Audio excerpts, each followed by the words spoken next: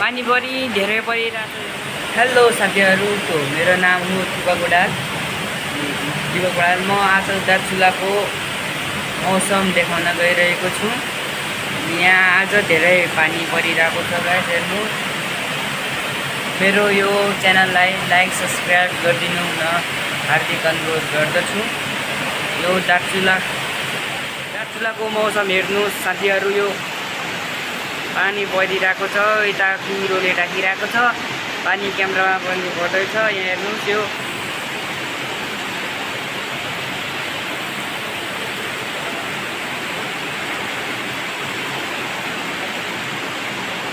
यो कुहिराले सबै ढाकिरहेको छ गाइस, हेर्नुहोस्। यता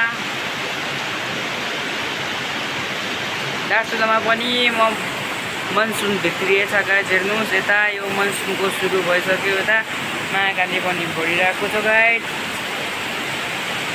यो सिजनमा यस्तो हो क्या गाइस, यो असार साउनको महिनामा पानी धेरै पर्छ, बाढी पहिरो जाने धेरै सम्भावना हुन्छ नेपालमा।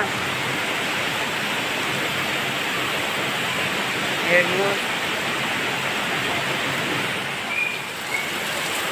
यो दार्चुलाको अवस्था हेर्नुहोस्। यता पानी परिरहेको छ। यो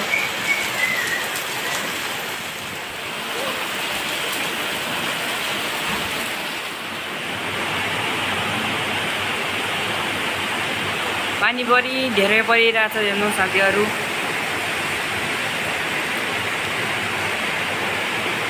कुहिरो हेर्नुहोस् गाइस।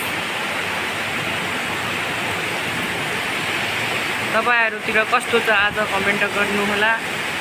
आज 1:50 दार्चुलामा पानी परिरहेको छ। यो कुहिरोले चावै ढाकिरहेको छ, हेर्नुहोस्। यो